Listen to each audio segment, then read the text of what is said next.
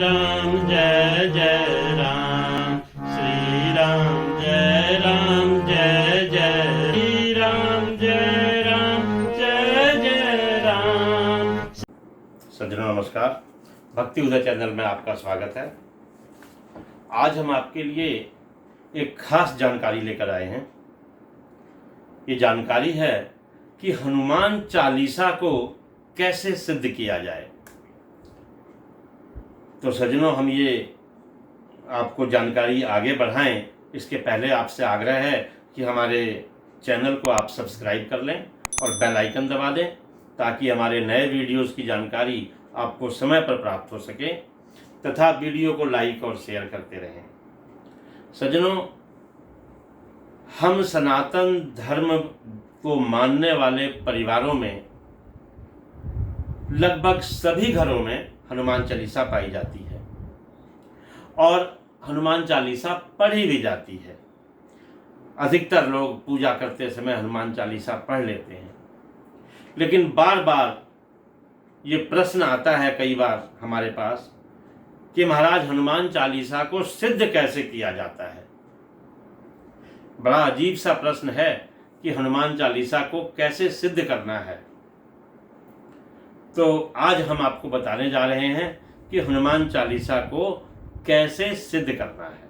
तो सज्जनों, वीडियो को पूरा अंत तक देखिएगा ताकि कोई जानकारी छूट न जाए, इसलिए अंत तक वीडियो को देखें। तो सज्जनों, हनुमान चालीसा को सिद्ध करने के पहले आइए थोड़ा हनुमान जी के इस चालीसा के बारे में जान लेते हैं। ये जो हनुमान चालीसा है, ये गोस्वामी तुलसीदास जी द्वारा लिखी गई है और हनुमान जी जो हैं वो अपने आप में एक चलता फिरता मंदिर है, जिसके अंदर सीताराम जी महाराज हमेशा विराजमान हैं, क्योंकि उनके हृदय में सीताराम जी का वास है। तो इसका मतलब है कि हनुमान जी जो हैं वो चलता फिरता एक राम मंदिर है। और जब हनुमान चालीसा पढ़ी जाती है ना, तो देखिए क्या लिखा रहता है। बुद्धिहीन तनु जानिके सुमिरो पवन कुमार, बल बुद्धि विद्या देहु मोहि हरहु कलेश विकार।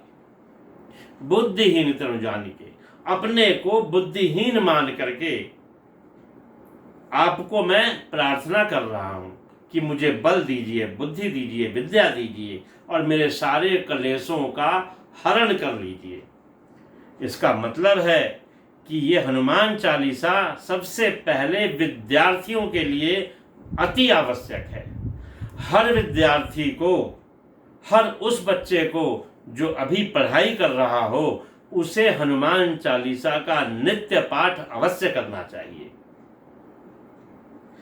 देखिए, हनुमान चालीसा जो पढ़ते हैं हम लोग, या किसी भी देवता की आराधना करते हैं, तो अपने आप को संकटों से बचाने के लिए। किसी भी देवता की आराधना करते हैं तो वो हमारे संकट को दूर करता है, लेकिन हनुमान जी क्या करते हैं? संकट कटे मिटे सब पीरा। ये काट देते हैं संकट को, दूर नहीं करते। ये नहीं कि दूर कर दिया थोड़ी देर के लिए, संकट को ये काट देते हैं, समाप्त कर देते हैं। संकट रहेगा ही नहीं, दोबारा आएगा ही नहीं। इसलिए हनुमान चालीसा की आराधना जरूरी। हनुमान जी भगवान के द्वारपाल हैं। राम दुआरे तुम रखवारे। तो सज्जनों देखिए, द्वारपालों की कितनी अहमियत है। आज किसी अफसर से मिलने जाना होता है तो उसके दरवाजे पर जो संतरी बैठा होता है वो रोक लेता है, अभी साहब खाली नहीं है। और हनुमान जी संतरी हैं भगवान राम के। तो इसका मतलब भगवान से मिलवाने वाले अगर कोई हैं तो वो हैं हनुमान जी। हनुमान जी ने किस किस को नहीं मिलवाया भगवान से? ये जो तुलसीदास जी हैं, इन्हें साक्षात हनुमान जी ने दर्शन दिया है। तुलसीदास जी को भगवान से मिलवाया है। इसी प्रकार हनुमान जी हमें भोग भी प्रदान करते हैं। कैसे भोग प्रदान करते हैं? तो हनुमान चालीसा में ही आया हुआ है, अष्ट सिद्धि नव निधि के दाता। हर प्रकार की सिद्धियां, हर प्रकार की संपत्ति आप हनुमान जी से प्राप्त कर सकते हैं। तो इसका मतलब है कि हनुमान जी की आराधना करने से इस सांसारिक जीवन में सारे सुख प्राप्त हो सकते हैं और अंत में भगवान से भी मिल सकते हैं। यानी भगवान से तो मिलाएंगे ही, भोग भी प्रदान करेंगे इस संसार का। और रही बात कि हनुमान चालीसा कैसे सिद्ध किया जाए, जो यह पढ़े हनुमान चालीसा होए सिद्ध साखी गौरीसा। जो हनुमान चालीसा पढ़ेगा तो यह हनुमान चालीसा उसकी सिद्ध हो जाएगी। ये तो इसकी जो गवाही है कौन दे रहा है? साखी गौरीसा, यानी भगवान शंकर इसकी गवाही दे रहे हैं कि जो व्यक्ति हनुमान चालीसा पढ़ेगा उसकी हनुमान चालीसा सिद्ध हो जाएगी, सिर्फ पढ़ने मात्र से। लेकिन फिर भी अगर आप एक छोटा सा अनुष्ठान कर लें तो उससे इसका सिद्ध होना और प्रबल हो जाएगा।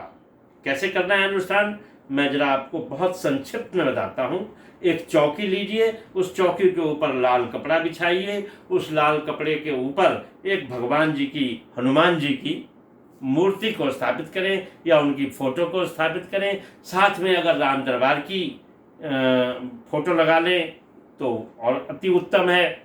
उसके बाद एक घी का दीपक स्थापित कर दें, धूप स्थापित कर दें। एक कटोरी में एक गणेश जी बना करके स्थापित करें, सुपारी के ऊपर मौली लपेट करके और चावल के ऊपर गणेश जी को स्थापित करें। वैसे ही सुपारी की माता गौरी बना लें, वो गौरी को स्थापित कर दें। अगर चाहें तो एक कलश की स्थापना करके वरुण देवता को भी स्थापना करें। कलश रख दिया, कलश के ऊपर एक ढक्कन है, उसमें पानी भरा हुआ है, उसमें सुपारी डाल दीजिए, उसमें कुछ द्रव्य डाल दीजिए और अष्टगंध डाल दीजिए, चंदन डाल दीजिए उस कलश के अंदर। और फिर आम्र जो पत्र है, आम के पत्ते लेकर के डाल दीजिए उसमें ऊपर, और एक उसका जो ढक्कन है कलश का, उसके ऊपर चावल रख करके और उस पर स्थापित करें। और उस ढक्कन के ऊपर एक नारियल लाल कपड़ा लपेट करके उसको स्थापित कर दें। सबसे पहले गणेश जी को आवाहित करें, बोले कि हे गणपति महाराज, मैं आपको आवाहन करता हूँ, आइए यहाँ विराजमान हो जाइए। उसके बाद वरुण देवता का आवाहन कर लीजिए, हे वरुण देव आप आइए हमारे कलश पर विराजमान हो जाइए। गणेश जी के लिए एक मंत्र बोल दीजिए, गजाननम भूतगणादि सेवितम कपित जम्बू फलचारु भक्षणम उमासुतम शोक विनाशकारकम नमामि विघ्नेश्वर पाद पंकजम गंग गणपतये नमः। और इस प्रकार जो है गणेश जी को वहाँ विराजमान करा दीजिए। वरुण देवता को भी विराजमान करा दिया, दोनों की पूजा कर दीजिए। आप पहले जल छिड़क दीजिए 4-4 बार, पाद्य अर्घ्य आचमनी और स्नान। उसके बाद कलावा तोड़ के चढ़ा दीजिए वस्त्र के लिए, फिर चंदन टीका कर दीजिए, धूप दीप दिखा दीजिए, पुष्प माला अगर है तो पुष्प चढ़ा दीजिए। उसके बाद भोग लगाने के लिए गुड़ या बतासा या मिश्री कुछ भी अर्पित कर दें। कोई एक फल, केला, सेब जो भी है वो वहाँ अर्पित कर दें। उसके बाद पान अगर चढ़ाना चाहें तो पान चढ़ाएं, नहीं तो लौंग इलायची भी चढ़ा सकते हैं। अब आए इसके बाद मुख्य रूप से हनुमान जी की पूजा करें। हनुमान जी की पूजा में सबसे पहले उनको आवाहित करें। आवाहित करने के लिए रामचरितमानस का एक श्लोक है, उसको बोल दीजिए। अतुलित बल धामं हेम शैलाभदेहम धनुजवन कृशानुम ज्ञानी नाम अग्रगण्यम सकल गुण निधानम वानरा नामधीशम रघुपति प्रिय भक्तम वात जातम नमामि। हे हनुमान जी, आइए आप विराजमान हो जाइए। फिर इसी प्रकार से हनुमान जी को पाद्य अर्घ्य आचमनी दे करके उनको एक जनेऊ चढ़ाया जाए, जनेऊ चढ़ाने के बाद वस्त्र के रूप में कुछ चढ़ाया जाए, फिर चंदन, धूप, दीप, उसके बाद उनको भोग लगाने के लिए या तो लड्डू हो, बूंदी हो, गुड़ हो, लाल रंग का भोग लगाया जाए और लाली रंग के फल अर्पित किए जाए। बस उसके बाद आप हनुमान चालीसा को सिद्ध करने के लिए मन में एक संकल्प करें कि हे हनुमान जी, मैं हनुमान चालीसा को सिद्ध करने जा रहा हूं और इसके लिए इसका मैं 121 पाठ करूंगा। तो सज्जनों, आप आसन लगा करके पूरब की तरफ मुंह करके बैठे हुए हैं और पूरब की तरफ ही मुंह करके अपना पाठ शुरू कर दीजिए। दीपक जो है वो पूरे पाठ में जलते रहना चाहिए, जो दीपक आपने पहले स्थापित किया था। इस प्रकार 121 पाठ कर लीजिए। बीच में अगर आपको उठना पड़ता है तो आप हनुमान चालीसा को हाथ में लेकर के माथे लगाएं और हनुमान जी के आगे रख दें, फिर उठ जाएं। उठ के अगर उसके बाद आप दोबारा आते हैं तो स्नान करके और वस्त्र बदल करके आके दोबारा बैठें। एक ही दिन में 121 पाठ किया जा सकता है। अधिक से अधिक 3 मिनट का एक पाठ होता है। 20 पाठ 1 घंटे में, तो 6 घंटे में जो है ये 121 पाठ हो जाएगा। तो ये 2 बार में या 3 बार में करके 2-2 घंटे का, 3-3 घंटे का करके आप बैठ के ये 121 पाठ कर लीजिए। फिर ओम हन हनुमते नमः से 108 बार घी और गुड़ की आहुति दे दीजिए। गुड़ की डली को 108 गुड़ की डली घी में डुबा डुबा के आहुति दे दीजिए और फिर सुपारी की पूर्णाहुति कर दीजिए। आपकी हनुमान चालीसा सिद्ध हो गई। लेकिन इसकी निरंतरता बनाए रखने के लिए आप हनुमान चालीसा के 3 पाठ प्रतिदिन करेंगे। आप पाएंगे कुछ दिनों के बाद कि आप जब भी हनुमान चालीसा का मंत्र पढ़ करके कोई भी उसका एक चौपाई पढ़ करके कोई काम करने जाते हैं, अवश्य आपका वो काम सिद्ध होगा, निसंदेह सिद्ध होगा, इसमें कोई दो राय नहीं। आइए एक बार हनुमान जी की और उनके आराध्य, हमारे भी आराध्य भगवान श्री राम की प्रार्थना कर लेते हैं। लोकाभिरामं